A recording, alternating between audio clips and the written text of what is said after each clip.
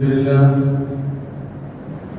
لله نحمده ونستعينه ونؤمن به ونتوكل عليه ونعوذ بالله من شرور انفسنا ومن سيئات اعمالنا من يهده الله فلا مضل له ومن يضلله فلا هادي له واشهد ان لا اله الا الله وحده لا شريك له واشهد ان محمدا عبده ورسوله ارسله بالهدى ودين الحق ليظهره على الدين كله ولو كره المشركون اللهم صل على محمد وعلى ال محمد كما صليت على ابراهيم وعلى ال ابراهيم اللهم بارك على محمد وعلى ال محمد كما باركت على ابراهيم وعلى ال ابراهيم انك حميد مجيد اما بعد فان خير الحديث كتاب الله وخير الهدي هدي محمد صلى الله عليه وسلم وشر الامور محدثاتها وكل محدثه بدعه وكل بدعه ضلاله يا أيها الذين آمنوا اتقوا الله وقولوا قولا سديدا يصلح لكم أعمالكم ويغفر لكم ذنوبكم ومن يطع الله ورسوله فقد فاز فوزا عظيما സ്നേഹധന്യരായ സഹോദരി സഹോദരന്മാരെ അല്ലാഹു സുബ്ഹാനഹു വ തആലയുടെ നിയമനിർദ്ദേശങ്ങൾ ജീവിതത്തിൻ്റെ രഹസ്യവും പരസ്യവുമായ എല്ലാ സന്ദർഭങ്ങളിലും ഓർത്തുകൊണ്ട് അവ പാലിച്ചുകൊണ്ട് തത്വമയിലധിഷ്ഠിതമായ ജീവിതം നയിക്കാൻ പരമാവധി പരിശ്രമിക്കണമെന്ന് ആദ്യമായി അല്ലാഹു സുബ്ഹാനഹു വ തആല അവൻ്റെ ഇഷ്ടദാസന്മാരായി ജീവിച്ച് നമ്മുടെ സൗഭാഗ്യം എല്ലാവർക്കും പ്രദാനം ചെയ്യാൻ കഴിയുന്നതാണ്. ഈ ലോകത്തിന് ഒരു സൃഷ്ടാവുണ്ടെന്ന് ഈ മഹാപ്രപഞ്ചത്തിലുള്ള ഓരോ സൃഷ്ടിജാലങ്ങളും അല്ലാഹുവിൻ്റെ സൃഷ്ടികളാണെന്ന് അവനാണ് അതിൻ്റെ പരിപാലകനാണെന്ന് നമുക്ക് ദൈവത്തിൽ വിശ്വസിക്കുന്ന എല്ലാ മനുഷ്യരും വിശ്വസിച്ച് ബോധ്യപ്പെടുന്ന ഒരു കാര്യമാണ്. ഏകനായ അല്ലാഹുവിന് തുല്യനായി മറ്റൊരു ദൈവവുമില്ല എന്ന് ദൈവവിശ്വാസികളൊക്കെ അംഗീകരിച്ചൊരു കാര്യമാണ് ഇമാം റാസി റഹ്മത്തുള്ളാഹി അലൈഹി. അദ്ദേഹം അതിനെക്കുറിച്ച് വിശദീകരിക്കുന്നത് ഇന്നഹു ലൈസ ഫിൽ ആലം അഹദുൻ യുസ്ബിതു ലില്ലാഹി ശരീകൻ യുസാവിഹി ഫിൽ വുജൂദി വൽ ഖുദ്റതി വൽ ഇൽമി വൽ ഹിക്മതി. ആസ്തിക്യത്തിലും കഴിവിലും അറിവിലും യുക്തിയിലുമൊക്കെ അല്ലാഹുവിന് തുല്യനായ ഒരു ദൈവമുണ്ടെന്ന് സ്ഥാപിക്കുന്ന ആരും തന്നെ ഇന്നേ വരെ ലോകത്ത് ദൈവവിശ്വാസികളായി കടന്നു വന്നിട്ടുണ്ടായിരുന്നു. അല്ലാഹുവിന്റെ വിശ്വാസത്തെ കുറിച്ച് നമ്മൾ പഠിക്കുമ്പോൾ പിന്നെ എങ്ങനെയാണ് ഈ അല്ലാഹുവിനെ അംഗീകരിക്കുന്ന ആളുകളിലേക്ക് അല്ലാഹു അല്ലാത്ത പരദൈവങ്ങൾ കടന്നു വന്നിട്ടുള്ളത് എന്നും ചരിത്രത്തിലൂടെ നമ്മൾ പഠിച്ച് മനസ്സിലാക്കേണ്ടതുണ്ട്.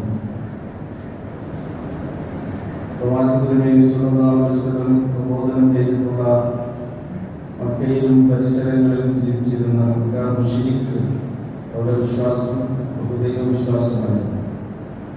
അവർക്കും അല്ലാഹുവിൽ വിശ്വാസം ഉണ്ടായിരുന്നു.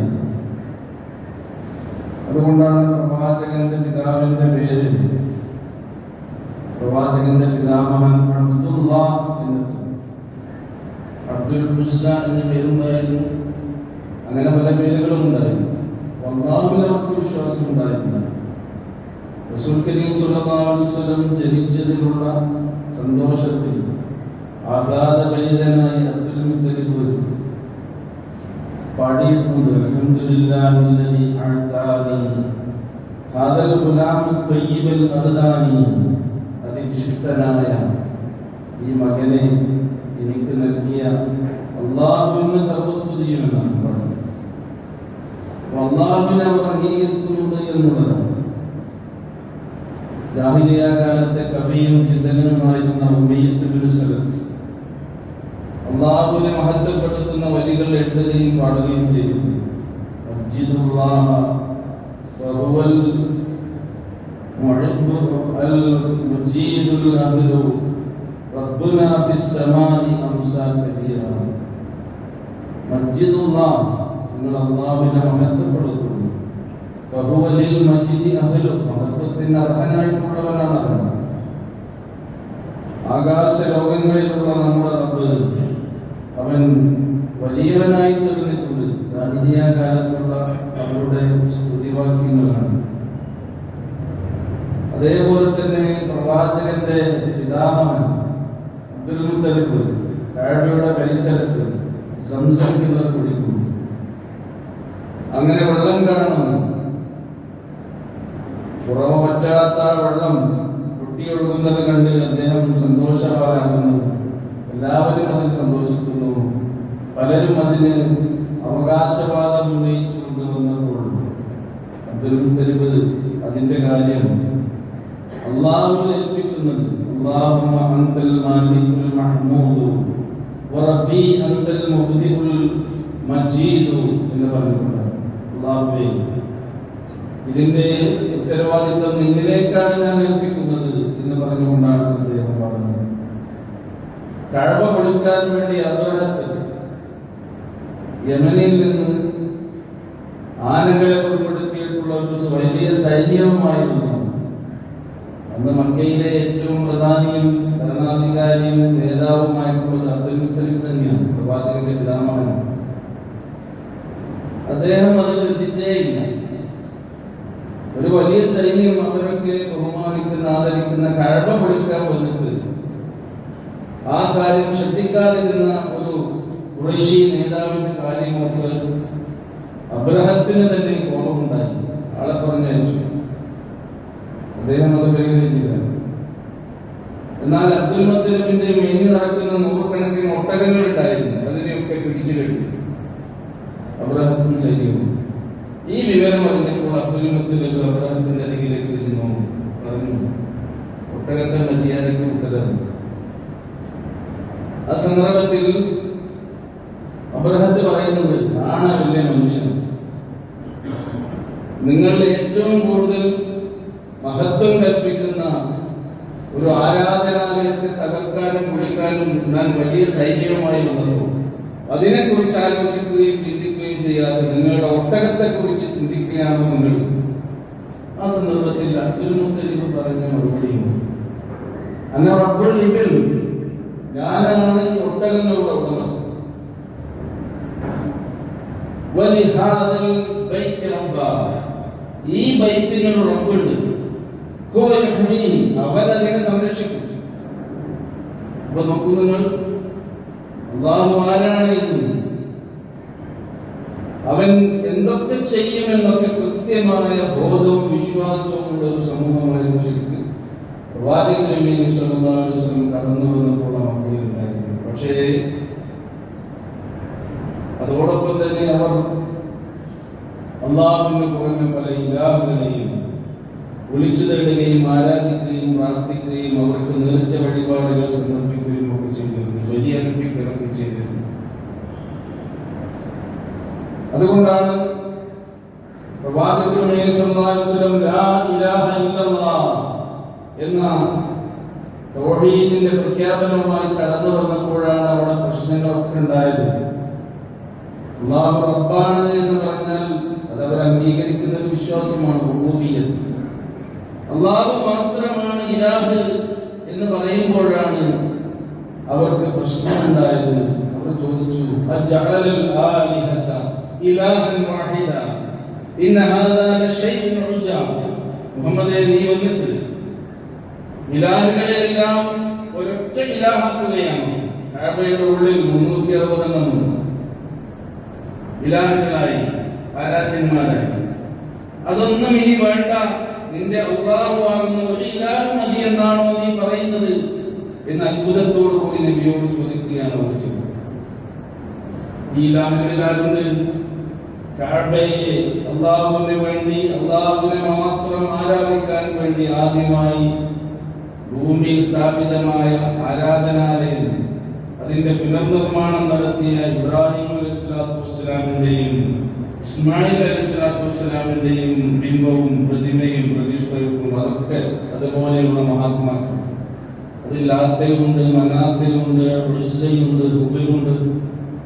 ലാത്ത ആരായിരുന്നു എന്ന് ഇമാം ബുഖാരി റഹിമഹുല്ലാഹ് പറയുന്നുണ്ട് തന്റെ സഹീഹിൽ. കാന ലാത്തു റജുലൻ യലുത്തു സബീഖൽ ഹാജ് എന്നാണ്. ഹാജിമാർക്ക് അവരും ഹജ്ജ് ചെയ്തിരുന്നു, അവർ തവാഫൊക്കെ ചെയ്തിരുന്നു, എല്ലാ കർമ്മങ്ങളും ചെയ്തിരുന്നു.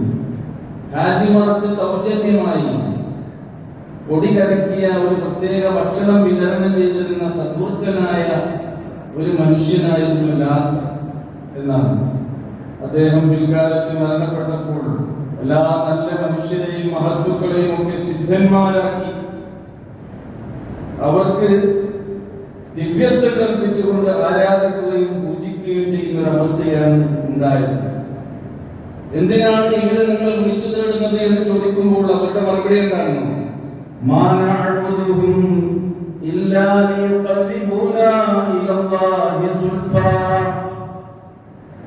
ഞങ്ങൾ അവരെ ആരാധിക്കുന്നത്, അവരോട് ദുആ ഇരക്കുന്നത്, അവർക്ക് നേർച്ച നേരുന്നത്, അവർക്ക് ബലികർമ്മങ്ങൾ നടത്തുന്നത് അല്ലാഹുവിന്റെ അരികിലേക്ക് ഈ ആൾക്കാരെ ഞങ്ങൾ അടുപ്പിക്കും എന്ന വിശ്വാസത്തോടു കൂടിയാണ്. വല്ലതാണ് അല്ലാഹുവിന്റെ അരികിലേക്ക് ഈ മഹത്തുക്കളും മഹാത്മാക്കളും മരിച്ചുപോയ ഈ സിദ്ധന്മാരും വ്യക്തികളും ഒക്കെയാണ് നിങ്ങൾ അടുപ്പിക്കുന്നത് എന്നാണ് അവർ മറുപടി പറഞ്ഞത്. ഇന്നും അതേ വിശ്വാസം പിൻപറ്റി വരുന്ന ആളുകൾ വിശ്വാസികളുടെ സമൂഹത്തിലുണ്ട് എന്ന് നമുക്ക് കാണാൻ കഴിയും. മറ്റ് ഒരു ന്യായം അവരുടേത്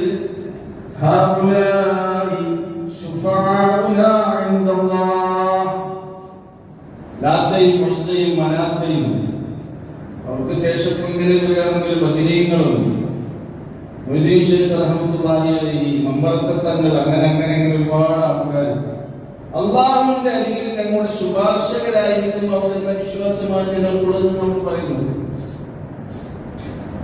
അല്ലാഹുവിന്റെ കഴിവുണ്ട്, എന്നാൽ അല്ലാഹു അവർക്ക് നൽകുന്ന കഴിവിൽ നിന്നാണ് ഞങ്ങൾ ചോദിക്കുന്നത്, അതുകൊണ്ട് വിരോധമില്ല, കുഴപ്പമില്ല എന്നാണ് ഇന്ന് അത്തരം വിശ്വാസം വെച്ച് പുലർത്തുന്ന ആളുകൾ ന്യായീകരിച്ച് പറയുന്നത്. അന്നും റസൂലിന്റെ കാലത്ത് അതെങ്കിലും പറഞ്ഞിരുന്നത്.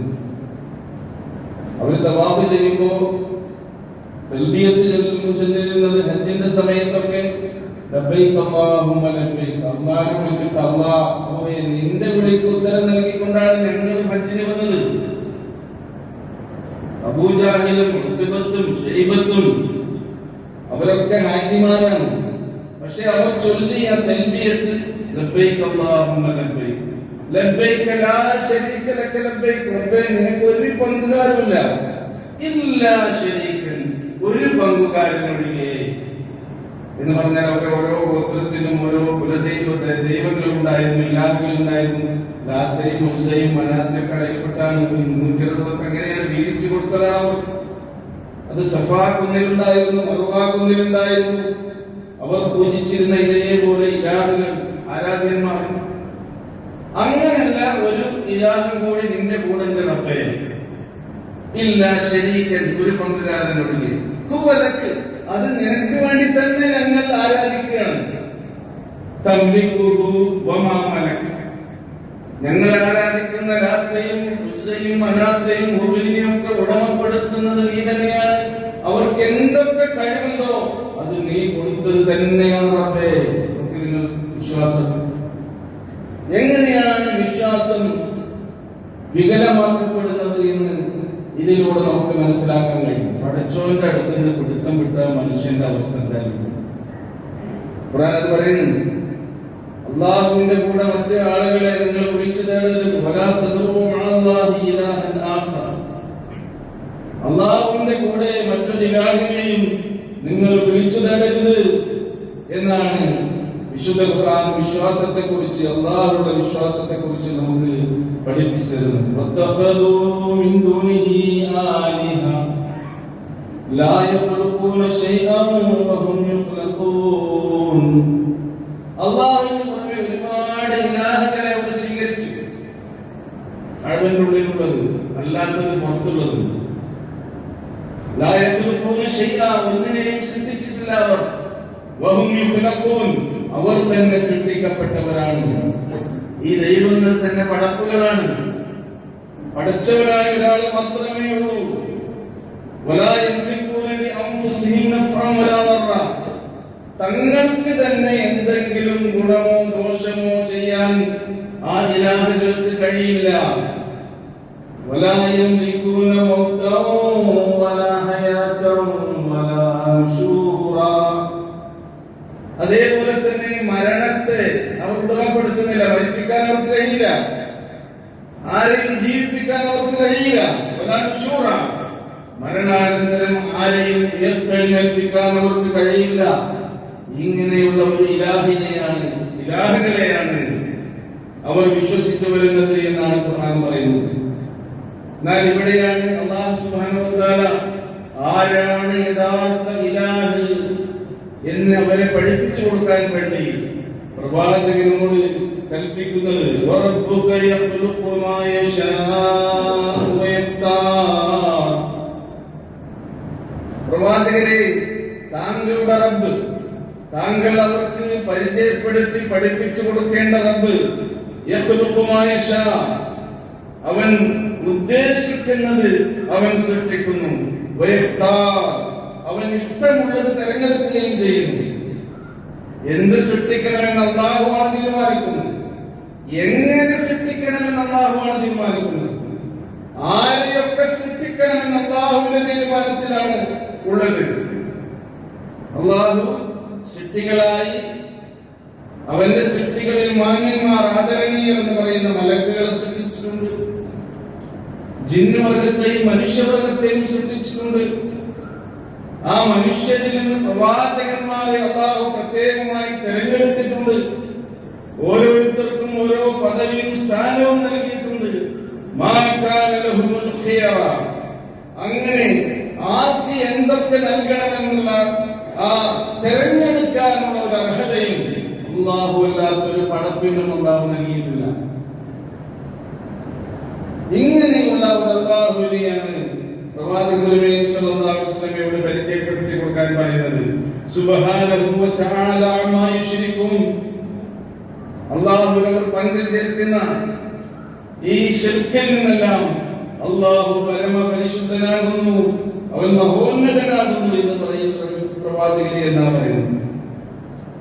വറബ്ബുക യഅലമു മാ തുകിന്നു സുദൂറുഹും വമാ യുഅ്ലിനൂൻ, നിന്റെ റബ്ബ് അവരുടെ ഹൃദയങ്ങളിൽ ഒളിപ്പിച്ചു വെച്ച രഹസ്യങ്ങളെ അറിയുന്നു, അവർ പരസ്യമാക്കിക്കൊണ്ടിരിക്കുന്ന കാര്യങ്ങളെയും അറിയുന്നു. വഹുവല്ലാഹു ലാ ഇലാഹ ഇല്ലാഹു, അവനല്ലാതെ ഒരു ആരാധ്യനില്ല, അവനാകുന്നു അല്ലാഹു. ലഹുൽ ഹംദു ഫിൽ ഊലാ വൽ ആഖിറ, ഇഹത്തിലും പരത്തിലും സ്തുതി ആ അല്ലാഹുവിനാകുന്നു. വലഹുൽ ഹുക്മു ഇലൈഹി തുർജഊൻ, അവനാകുന്നു വിധി കർത്തൃത്വമുള്ളത്, അവനിലേക്കാകുന്നു നിങ്ങൾ മരണാനന്തരം മടക്കപ്പെടുന്നത്. ഇനി അവരോട് ചോദിക്കാൻ വേണ്ടി പ്രവാചകൻ നബി സല്ലല്ലാഹു അലൈഹി വസല്ലമയോട് അല്ലാഹു പറയുന്നുണ്ട്. ഖുൽ അറഅയ്തും ഇൻ ജഅലല്ലാഹു അലൈക്കുമുൽ ലൈല സർമദൻ ഇലാ യൗമിൽ ഖിയാമ മൻ ഇലാഹുൻ ഗൈറുല്ലാഹ് യഅതീകും ബിളിയാഇൻ അഫലാ തസ്മഊൻ. അവർ ചിന്തിക്കുന്നില്ലേ അല്ലാഹു സുബ്ഹാനഹു വ തആല അന്ത്യനാൾ വരെ രാത്രിയെ നിങ്ങളുടെ ജീവിതത്തിൽ ശാശ്വതമാക്കി തരികയാണെങ്കിൽ രണ്ടാമത് ഒരു പകലിനെ കൊണ്ടുവരുന്നവരാരാണ് എന്നാ ചോദിക്കുന്നത്. മൻ ഇലാഹുൻ ഗൈറുല്ലാഹി യഅതീകും ബിളിയാ, ഇതൊന്നും നിങ്ങൾ കേട്ട് മനസ്സിലാക്കുന്നില്ലേ? ഇന്ന് രാത്രിയായി കഴിഞ്ഞാൽ പിന്നെ അന്ത്യദിനം വരെ നേരം പുലരാത്തൊരവസ്ഥ, രാത്രി തന്നെ. അങ്ങനെ വരികയാണെങ്കിൽ ഒരു പകൽ വെളിച്ചം നിങ്ങൾ കാല് കൊണ്ടുവരും. നിങ്ങളിത് കേട്ട് മനസ്സിലാക്കുന്നില്ലേ? قل أرأيتم إن جعل الله عليكم النهار سرمدا إلى يوم القيامة من إله غير الله يأتيكم بليل تسكنون فيه أفلا تبصرون. നിങ്ങളൊന്ന് ചിന്തിച്ചു നോക്കൂ. ഇപ്പോൾ നമ്മൾ കഴിഞ്ഞുകൊണ്ടിരിക്കുന്ന ഈ പകലിൽ സൂര്യൻ അസ്തമിക്കാതെ അന്ത്യദിനം വരെ വെറും പകല് തന്നെയാണ് എങ്കിൽ ആലോചിച്ച് നോക്കൂ, നമുക്കൊന്നും നേരമില്ല. ഇതിങ്ങനെ കൃത്യമായി സൂര്യൻ ഉദിക്കുകയും അസ്തമിക്കുകയും രാവും പകലും മാറി മാറി വന്നുകൊണ്ടേയിരിക്കുന്നുണ്ട്. അള്ളാഹു നിശ്ചയിച്ചിട്ടുള്ള ഈ ഒരു പ്രാപഞ്ചിക സംവിധാനത്തിൽ അള്ളാഹു ഒരു മാറ്റം വരുത്തുകയാണെങ്കിൽ രാത്രി കൊണ്ട് നിങ്ങൾക്ക് എന്തെല്ലാം ഉപകാരങ്ങളുണ്ട്. ആ രാത്രി രണ്ടാമത് നിങ്ങൾക്ക് കൊണ്ടുവരുന്നവരാരാണ്? പകൽ കൊണ്ട് നിങ്ങൾക്ക് എന്തെല്ലാം ഉപകാരമുണ്ട്. ഈ പകലും പകൽ വെളിച്ചവും നിങ്ങൾക്ക് കൊണ്ടുവരുന്നവരാരാണ് എന്ന് ചോദിക്കുന്ന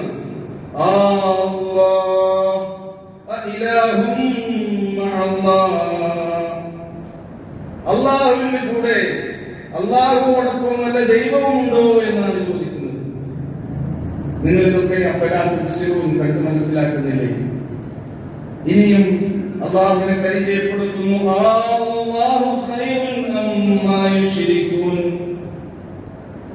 നിങ്ങൾക്ക് വിശ്വാസമുള്ള ആ അള്ളാഹുവാണോ ഉത്തമൻ?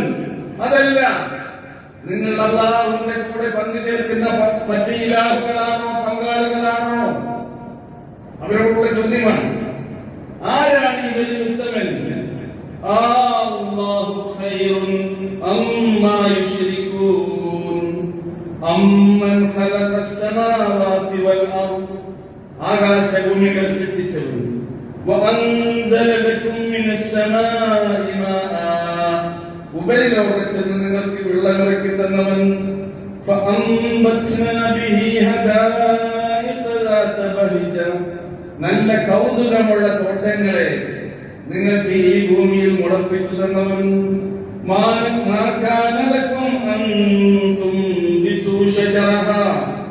നിങ്ങൾക്ക് ഒരിക്കലും അതിലെ മരങ്ങളെ മുളപ്പിക്കാൻ കഴിയില്ല. നിങ്ങൾ പങ്കുചേർക്കുന്ന പങ്കാളികൾക്കും അവയൊന്നും ഉണ്ടാക്കാനോ ശ്രദ്ധിക്കാനോ മുളപ്പിക്കാനോ കഴിയില്ല. എന്നിട്ട് അല്ലാഹു ചോദിക്കുകയാണ്, അല്ലാഹുവോടൊപ്പം വല്ല ദൈവവുമുണ്ടോ, വേറെ ഇലാഹുകളുണ്ടോ എന്ന് ചോദ്യമാണ് അല്ലാഹു ചോദിക്കുന്നത്. ബൽഹും ഖൗമുൻ യഅദിലൂൻ, ഇല്ല, പക്ഷേ അവർ സത്യത്തിൽ നിന്നും വ്യതിചലിച്ചു പോകുന്ന ഒരു സമൂഹമാകുന്നു. അള്ളാഹുവിനെ കുറിച്ച് അള്ളാഹു പരിചയപ്പെടുത്തുന്നത്, അള്ളാഹു ഈ പ്രപഞ്ചത്തിൽ മനുഷ്യരായി നമുക്ക് ജീവിക്കാനുള്ള സൗകര്യങ്ങളായി, അനുഗ്രഹങ്ങളായി ഒരുക്കി വെച്ചിട്ടുള്ള ഇത്തരം കാര്യങ്ങളെ കുറിച്ച് നമ്മെ ഓർമ്മപ്പെടുത്തിക്കൊണ്ടാണ്. തുടർന്നുകൊണ്ട് ചോദിക്കുന്നു, അമ്മൻ ജഅലൽ അർള ഖറാറ, ഭൂമിയെ വാസയോഗ്യമാക്കി തന്നവനാണ് അല്ലാഹു. ഈ മഹാപ്രപഞ്ചത്തിൽ എത്ര ഗോളങ്ങളുണ്ട്, എത്ര ഗ്രഹങ്ങളുണ്ട്, ഉപഗ്രഹങ്ങളുണ്ട്. പക്ഷേ അവിടെയൊന്നും മനുഷ്യർക്ക് താമസിക്കാൻ കഴിയില്ല. നമ്മൾ ചൊവ്വയിലേക്കൊക്കെ പറഞ്ഞയച്ച് പരിശോധനയൊക്കെ നടത്തുന്നുണ്ട്. പക്ഷേ അല്ലാഹു സുബ്ഹാനഹു വ തആല മനുഷ്യർക്ക് വസിക്കാൻ ഇവിടെ ഒരുക്കി തന്നിട്ടുള്ളത് ഈ പ്രപഞ്ചത്തിൽ ഭൂമിയെ മാത്രമാണ്. മനുഷ്യർക്ക് വാസയോഗ്യമായി അല്ലാഹു നിശ്ചയിച്ചിട്ടുള്ളത് ഭൂമിയാണ്. അതിനെക്കുറിച്ച് നിങ്ങൾ ചിന്തിച്ചില്ലേ? ഭൂമി, അതിന്റെ ഇടയിലൂടെ നദികളെ അവർ നിങ്ങൾക്ക് ഒഴുക്കി തന്നിരിക്കുന്നു. നമ്മുടെ ഈ കൊച്ചു കേരളത്തിൽ തന്നെ 44 നദികൾ അങ്ങനെ ഒഴുകിക്കൊണ്ടിരിക്കുകയാണ്. ഇതൊക്കെ വെറുതെ ഉണ്ടായതല്ലോ. ലോകത്ത് അങ്ങനെ ഇത്ര നദികളെ അല്ലാഹു ഒരുക്കി വെച്ചു, ഉണ്ടാക്കി. ആ ഭൂമിക്ക് ഉറപ്പ് നൽകാനുള്ള നല്ല ഉറച്ച പർവ്വതങ്ങളെ അവൻ ഉണ്ടാക്കി തന്നു.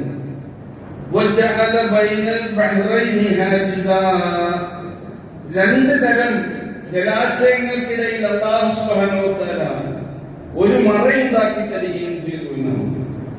ഇവിടെ നമുക്കറിയാം മഹാസമുദ്രങ്ങളിൽ ഉപ്പു രസമുള്ള വെള്ളമാണ് ഏറ്റവും കൂടുതലുള്ളത്. പക്ഷേ സമുദ്രത്തിന്റെ അടിയിലൂടെ ഇടയ്ക്ക് അല്ലാഹു ശുദ്ധജലമുള്ള പ്രവാഹങ്ങളെ ഒഴുക്കിക്കൊണ്ടിരിക്കുന്നു. ഖുർആനി അത്ഭുതം, കടലിന്റെ സമുദ്രത്തിന്റെ ആഴങ്ങളിലുള്ള മഹാ അത്ഭുതം നമുക്ക് പറഞ്ഞു തരികയാണ്. സൂറ റഹ്മാനിൽ അതിനെക്കുറിച്ച് പറയുന്നുണ്ട്. മറജൽ ബഹ്റൈനി യൽതഖിയാൻ ബൈനഹുമാ ബർസഖുൽ ലാ യബ്ഗിയാൻ. രണ്ട് ജലാശയങ്ങൾ അത് പരസ്പരം ഒരുമിച്ച് ചേരാതെ അല്ലാഹു അതിനിടയിൽ ഒരു മറയുണ്ടാക്കി വെച്ചിരിക്കുന്നു എന്നാണ്. ഹുവല്ലദീ മറജൽ ബഹ്റൈൻ ഹാദാ അദ്ബുൻ ഫുറാത്തുൻ വഹാദാ മിൽഹുൻ ഉജാജ്. രണ്ട് സമുദ്രങ്ങളെ സംയോജിപ്പിച്ചവനാണ് അല്ലാഹു. അപ്പോൾ കടലിനെ കുറിച്ച് ചിന്തിക്കുമ്പോൾ അതും നിങ്ങൾ ആലോചിക്കണം. ഹാദാ അദ്ബുൻ ഫുറാത്ത്, ഒന്ന് രുചികരമായ ശുദ്ധമായ ജലം, വഹാദാ മിൽഹുൻ ഉജാജ്, മറ്റൊന്ന് അരോചകമായ ഉപ്പുരസമുള്ള ജലം. അതാണ് ഏറ്റവും കൂടുതലുള്ളത്.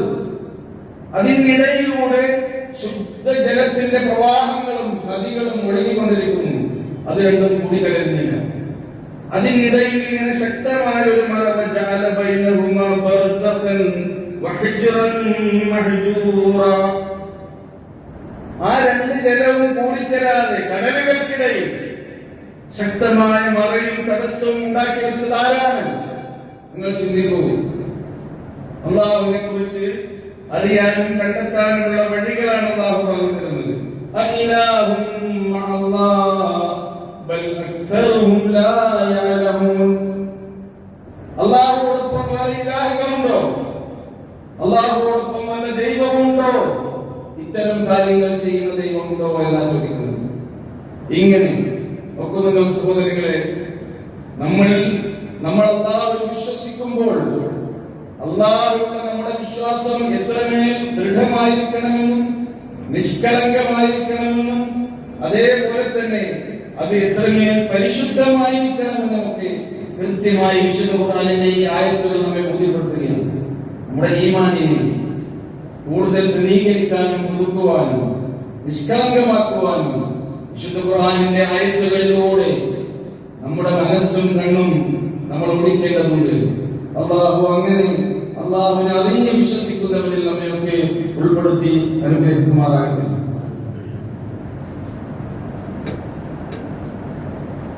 അൽഹംദുലില്ലാഹി അൽഹംദുലില്ലാഹില്ലദീ ഹദാനാ വമാ കുന്നാ ലിനഹ്തദിയ ലൗലാ അൻ ഹദാനല്ലാഹ്. اللهم صل على محمد وعلى آل محمد كما صليت على إبراهيم وعلى آل إبراهيم إنك حميد مجيد. اتقوا الله عباد الله. പ്രിയമുള്ള സഹോദരി സഹോദരന്മാരെ, അല്ലാഹുവിന്റെ വിധിവിലക്കുകൾ ജീവിതത്തിന്റെ എല്ലാ സന്ദർഭങ്ങളിലും ഓർമ്മിച്ചുകൊണ്ട് ഏറ്റവും ഉത്തമമായ ഒരു ജീവിതം നയിക്കാൻ പരിശ്രമിക്കണമെന്ന് ഒരിക്കൽ കൂടി ഉണർത്തുന്നു. അല്ലാഹു സുബ്ഹാനഹു വ തആല നമ്മെ അനുഗ്രഹിക്കുമാറാകട്ടെ. വിശ്വാസികളായ നമ്മൾ എന്ത് ആപത്തും പ്രതിസന്ധിയും ഉണ്ടായാൽ വിളിച്ചു തേടുന്നതും പ്രാർത്ഥിക്കുന്നതും അല്ലാഹുവിനോടാണ്. അങ്ങനെ തന്നെയാകണം. നമ്മുടെ പ്രാർത്ഥനയാണ് ഇബാദത്തിന്റെ അടിത്തറയും അടിക്കലും ഇതിന്റെ അസ്ഥിവാരവും ഒക്കെ തന്നെ. അല്ലാഹു ചോദിക്കുന്നുണ്ട്, അമ്മയിൽ ജീവൽ കഷ്ടപ്പെട്ടവൻ വിളിച്ചു തേടിയാൽ അവന് ഉത്തരം നൽകുകയും വിഷമങ്ങൾ നീക്കിക്കൊടുക്കുകയും ചെയ്യുന്നവരാരാണ്?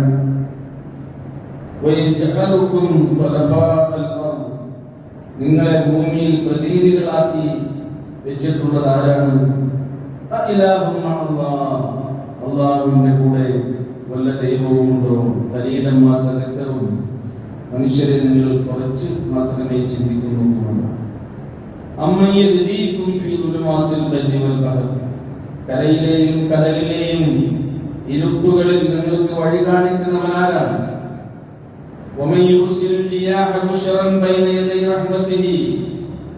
അള്ളാഹു അള്ളാഹുവിന്റെ കാരുണ്യമായി നിങ്ങൾക്ക് നൽകുന്ന മഴവർഷത്തിന്റെ മുന്നോടിയായി സന്തോഷ സൂചകമായി നിങ്ങൾക്ക് കാറ്റുകളെ അയച്ചു തരുന്നവനാണ്. അവർ പങ്കുചേർക്കുന്നതിൽ നിന്നൊക്കെ അള്ളാഹു പരമപരിശുദ്ധനാകുന്നു. അള്ളാഹുവിന് കൂടെ വേറൊരു ഇലാഹുണ്ടോ എന്നാണ് ചോദ്യം. സൃഷ്ടി ആരംഭിക്കുകയും പിന്നീട് അത് ആവർത്തിക്കുകയും ചെയ്യുന്നവരാരാണ്? നിങ്ങൾ വിളിച്ചു തേടുന്ന, നിങ്ങൾ പ്രാർത്ഥിക്കുന്ന, നിങ്ങൾ നേർച്ച വഴിപാടുകൾ നടത്തുന്ന, നിങ്ങൾ ബലിയർക്കുന്ന ഈ ഇലാഹുകളിൽ ആരെങ്കിലും ഇവയൊക്കെ ചെയ്യുന്നുണ്ടോ? ആകാശത്തിൽ നിന്നും ഭൂമിയിൽ നിന്നും നിങ്ങൾക്ക് ഉപജീവനം നൽകുന്നവനാരാണ്? അള്ളാഹുവിന്റെ കൂടെ വേറെ ഒരു ഇലാഹുണ്ടോ? ഒരു ദൈവമുണ്ടോ എന്നാണ് അള്ളാഹു ചോദിക്കുന്നത്. നിങ്ങളുടെ തെളിവുകൾ ഉണ്ടെങ്കിൽ കൊണ്ടുവരൂ. നിങ്ങളുടെ വാദങ്ങളിൽ നിങ്ങൾ സത്യസന്ധരാണ് എങ്കിൽ തെളിവുകൾ കൊണ്ടുവരൂ എന്നാണ്. തെളിവിന്റെ അടിസ്ഥാനത്തിലായിരിക്കണം നമ്മുടെ വിശ്വാസം നാം അടിയുറപ്പിച്ചു നിർത്തേണ്ടത്. അങ്ങനെ അല്ലാഹുവിൽ നിഷ്കപടമായ, നിഷ്കളങ്കമായ, ദൃഢമായ വിശ്വാസം വെച്ച് പുലർത്തുന്ന വിശ്വാസികൾ റഹ്മാനായ റബ്ബ് നമ്മെ എല്ലാവരെയും ഉൾപ്പെടുത്തി അനുഗ്രഹിക്കുമാറാകട്ടെ. അല്ലാഹുവേ, ഞങ്ങളിൽ നിന്ന് മരിച്ചുപോയ എല്ലാവർക്കും മഗ്ഫിറത്തും റഹ്മത്തും നൽകണമേ.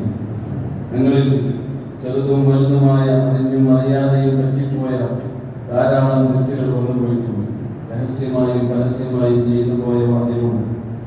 എന്റെ മഗ്ഫിറത്ത് കൊണ്ട്, ഫളിൽ കൊണ്ട് അതെല്ലാം ഞങ്ങൾക്ക് നീ പുറത്ത് മാപ്പാക്കി തരണമേ. നിങ്ങളിലെ ജീവിച്ചിരിക്കുന്ന നിങ്ങളുടെ മാതാപിതാക്കൾക്ക് എല്ലാവിധ കാരുണ്യവും റഹ്മത്തും നീ ചൊരിഞ്ഞു കൊടുക്കണമേ. നിങ്ങൾക്കിടയിൽ രോഗികൾക്ക് ശിഫയും ശമനവും നൽകണമേ. മാനസികമായി, ശാരീരികമായി, സാമ്പത്തികമായി പലവിധേനയുള്ള പരീക്ഷണങ്ങൾക്ക് വിധേയരായിക്കൊണ്ടിരിക്കുന്നവർക്ക് നിങ്ങൾക്കിടയിലുണ്ട്. ഞങ്ങളകപ്പെട്ടിട്ടുള്ള എല്ലാ പരീക്ഷണങ്ങളിൽ നിന്നും പ്രയാസങ്ങളിൽ നിന്നും ഞങ്ങളെ നീ കരകയറ്റണമെന്നുണ്ട്. ജീവിതത്തിൽ സമാധാനവും ശാന്തിയും സ്വസ്ഥതയും ഞങ്ങൾക്ക് നീ നൽകണമേ. ഞങ്ങളുടെ മരണാനന്തര ജീവിതം അത്തിയാവുന്ന നരകാഗ്നിയിൽ നിന്ന് ഞങ്ങളെ നീ കാക്കണമേ. വിശ്വാസികൾക്ക് വേണ്ടി നീ ഉറപ്പ് നൽകിയ സ്വർഗ്ഗലോകത്തിൽ ഞങ്ങളെല്ലാം നീ പ്രവേശിപ്പിക്കണമേ തമ്പുരാനെ. ربنا آتنا في الدنيا حسنة وفي الآخرة حسنة وقنا عذاب النار. ربنا تقبل منا إنك أنت السميع العليم وتب علينا إنك أنت التواب الرحيم. وصلى الله تعالى على خير خلقه محمد